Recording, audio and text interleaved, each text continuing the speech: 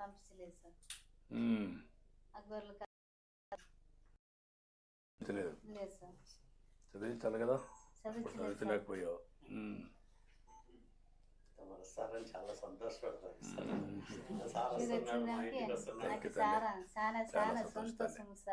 Thank you తల్లి. అందుకే ఇప్పుడు 4,000 రూపాయలు పింఛన్ ఇస్తున్నాం కదా, ఉపయోగం ఏంటి నీకు? ఎట్లా ఉపయోగం? అవును చెప్పని, నీ అభిప్రాయం ఏంటి? ఒకప్పటి నుంచి 3,000 నుంచి 4,000 ఇచ్చామమ్మా. ఒకప్పుడు నేనే ఉన్నప్పుడు 2,000 నుంచి 2,000 చేశాను, మళ్ళీ ఇప్పుడు 3,000 నుంచి 4,000 చేశాను. నీకు దీనివల్ల ఎంతవరకు వెసులుబాటు వస్తూ ఉంది? ఇప్పుడు 4 సంవత్సరాలు అంటే వచ్చినా సార్, నాకు పింఛన్ వస్తుంది, అందుకని ముందు లేదు. ఇప్పుడు పైన సంవత్సరం 3,000 తీసుకుంటుంటే ఇప్పుడు నువ్వు వచ్చినాక 4,000 రూపాయలు తీసుకుంటాను సార్. నువ్వు వీళ్ళిద్దరూ కూలికి పోయి కొంత డబ్బులు వస్తుంది, ఇదంతా కలిపి పెట్టుకుంటారా ఖర్చులకై? వాళ్ళకి పెళ్లి చేయాలి కదా నువ్వు? చేయాలి సార్. మరి అదే పెళ్లి చేయను, ఒక నాకు ఇల్లు కావాలని ఒక అంటాడు. ఇద్దరు అడుగుతున్నారు సార్. భారీ ఇల్లు కావాలని, ఇది వేరే కాపురం పెట్టాలని ఇదే అనుకుంటున్నాను. ఇప్పుడు ఇల్లు లేదా? ఇప్పుడు లేదు సార్. ఇప్పుడు ఇల్లు కట్టిస్తే ఇంటి జాగా ఉందా? ఎక్కడ ఉందమ్మా? అక్కడే కట్టుకుంటారు ఇల్లు కట్టిస్తే? దాని పక్కనే ఇచ్చేసేయండి. గొర్రెలు పెట్టిస్తాము, మేపుకుంటారా?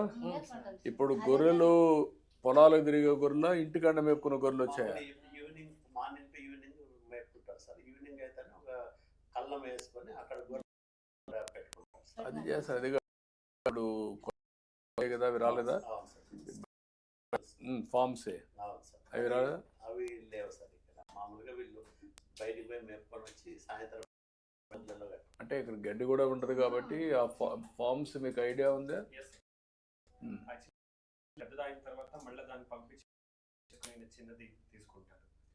అదొక కాన్సెప్ట్ ఉంది సార్. Stall feeding. ఒకప్పుడు కోళ్ళు తిరుగుతూ ఉండేటివి, కోళ్ళ ఫార్మ్, తర్వాత ఆవులు తిరుగుతూ ఉండేటివి.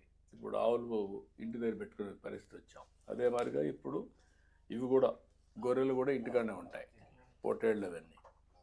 దాని మీదనే ఆదాయం వస్తుంది. సరే, ముందు గొర్రెలు పట్టించండి, ఒక యూనిట్ నేను మాట్లాడతాను. 2 శాంక్షన్ రాయా ఏంటి నువ్వు పెట్టు.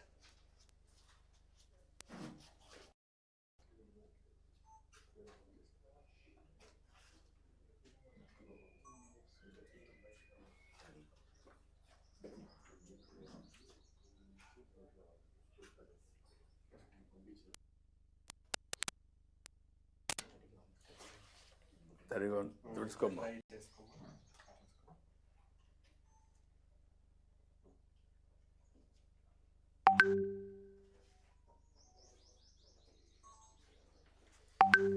అలాగా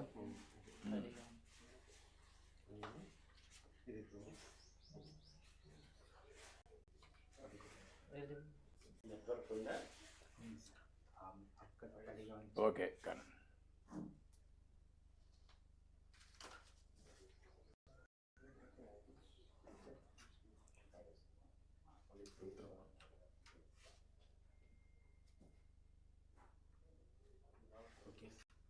ఓకే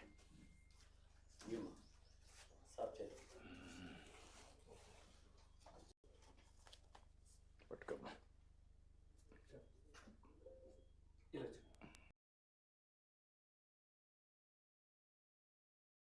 ఏమి లేదా?